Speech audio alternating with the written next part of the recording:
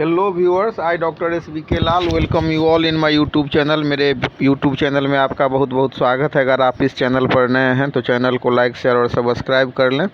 आज हम आपके लिए लेकर के आए हैं dual nature of matter and radiation chapter से है ये क्वेश्चन। बहुत इंपॉर्टेंट क्वेश्चन है, बार बार पूछता है और इसको समझना भी बहुत आसान है। तो आज हम चर्चा करेंगे फोटो इलेक्ट्रिक इमिशन के बारे में।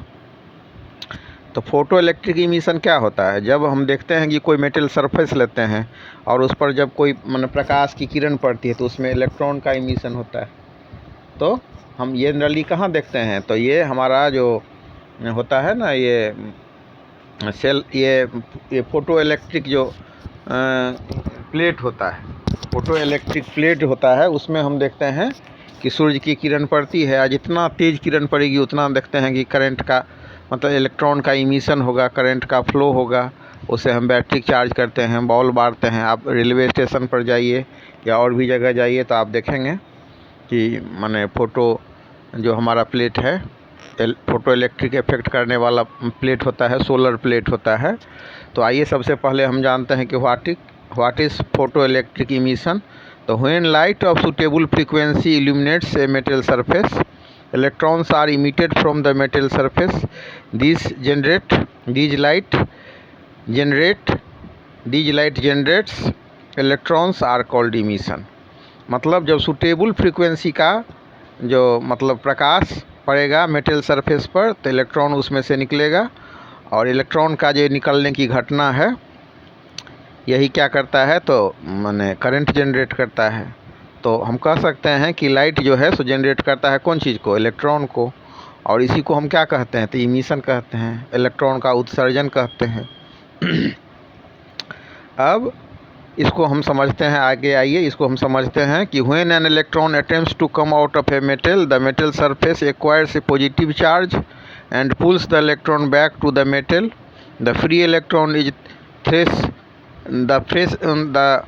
free electron is thus held inside the metal surface by the attractive force of the ions.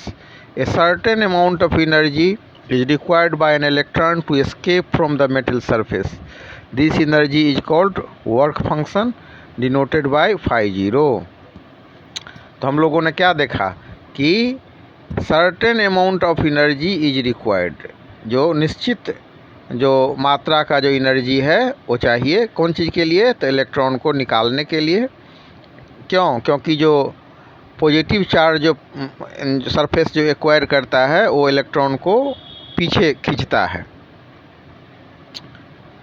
मतलब when an electron attempts to come out of a metal, जब इलेक्ट्रॉन उसमें से मेटल सरफेस में से निकलना चाहता है तो मेटल सरफेस पर जो पॉजिटिव चार्ज होता है वो क्या करता है? तो इलेक्ट्रॉन को पीछे ढकेलना चाहता है मेटल पर। तो एक सर्टेन अमाउंट का एनर्जी चाहिए जो कि इलेक्ट्रॉन को बाहर निकाले। और यही इस एनर्जी को हम क्या नाम देंगे? इस एनर्जी को नाम दिया गया है, इस एनर्जी को जो कहते हैं हम वर्क फंक्शन। तो सर्टेन एनर्जी चाहिए, सर्टेन अमाउंट ऑफ एनर्जी चाहिए इलेक्ट्रॉन को के इमिशन के लिए, और उस एनर्जी का नाम क्या दिया गया है? Work function.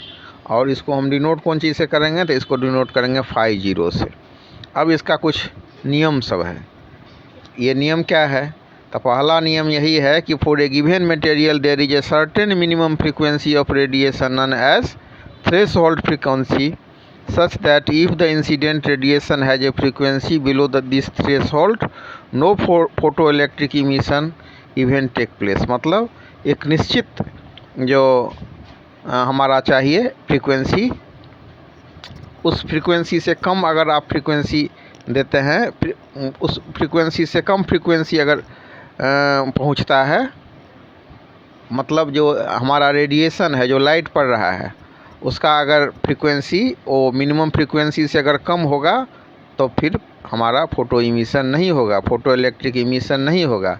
तो ये पहला नियम क्या कहता है कि सर्टेन मिनिमम फ्रीक्वेंसी का रेडिएशन चाहिए कौन चीज़ के लिए? तो थ्रेशोल्ड फ्रीक्वेंसी के लिए।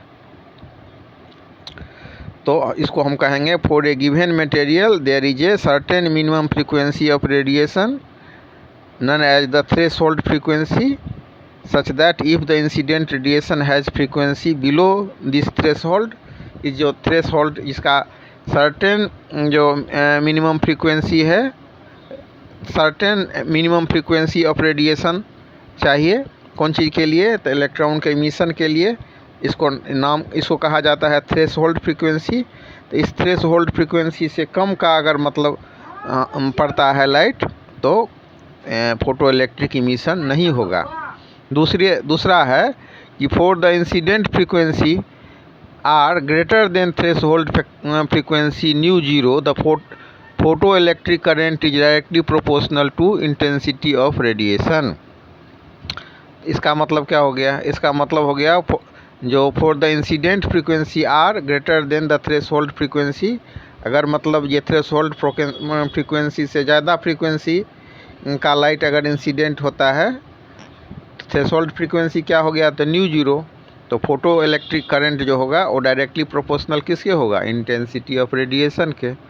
तीसरा रूल कहता है the maximum kinetic energy of the photo electrons is directly proportional to only the frequency of incident radiation.